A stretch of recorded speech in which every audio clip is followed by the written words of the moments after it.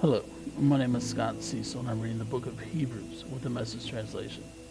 Today I pick up in Hebrews chapter 10. Enjoy.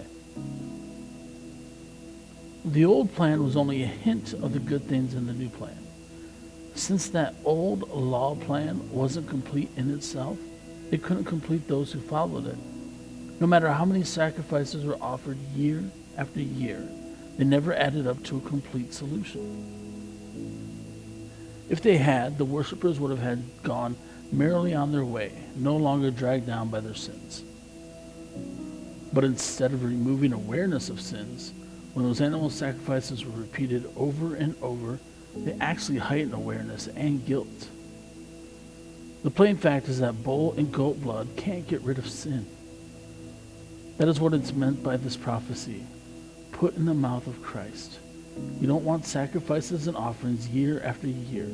You prepared a body for me for a sacrifice. It's not a fragrance and smoke from the altar that whet your appetite. So I said, I'm here to do it your way, O God, the way it's described in your book.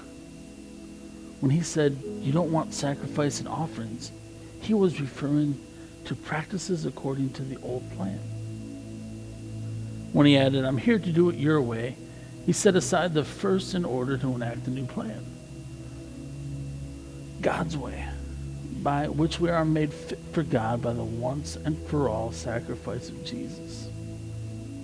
Every priest goes to work at the altar each day, offers the same old sacrifices year in, year out, and never makes a dent in the sin problem. As a priest, Christ made a single sacrifice for sins, and that was it. Then he sat down right beside God and waited for his enemies to cave in.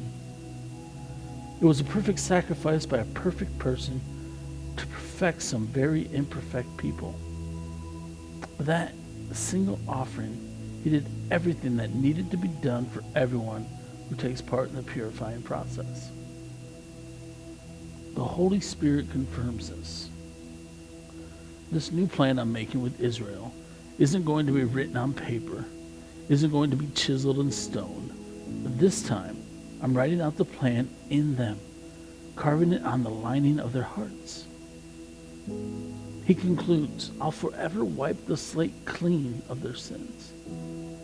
Once sins are taken care of for good, there's no longer any need to offer sacrifices for them. So, friends, we can now, without hesitation, walk right up to God, into the holy place. Jesus has cleared the way by the blood of his sacrifice, acting as our priest before God. The curtain into God's presence is his body. So let's do it, full of belief, confident that we're presentable inside and out. Let's keep a firm grip on the promises that keep us going. He always keeps his word. Let's see how inventive we can be in encouraging love and helping out. Not avoiding worshiping together as some do, but spurring each other on, especially as we see the big day approaching. If we give up and turn our backs on all we've learned, all we've been given, all the truth we now know will repudiate Christ's sacrifice, and are left on our own to face the judgment, and a mighty fierce judgment it will be. If the penalty for breaking the law of Moses is physical death, what do you think will happen if you turn on God's Son, spit on the sacrifice that made you whole, and insult this most gracious Spirit? This is no light matter. God has warned us that he'll hold us to account and make us pay. He was quite explicit. Vengeance is mine, and I won't overlook a thing.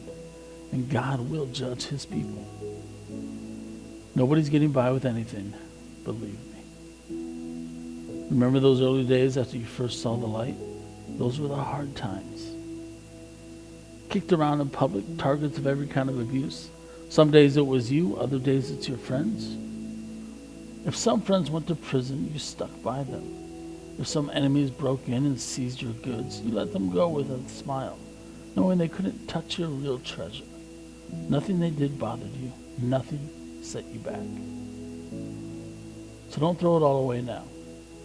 You were sure of yourselves then. It's still a sure thing.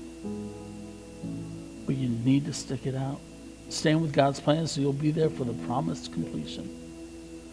It won't be long now. He's on the way. He'll show up most any minute. But anyone who's right with me thrives on loyal trust. If he cuts and runs, I won't be very happy. But we're not quitters who lose out. Oh no. We'll stay with it and survive, trusting all the way. Thank you for joining me in the reading of Hebrews chapter 10. Please come back tomorrow as we do Hebrews chapter 11. Have a great rest of the day.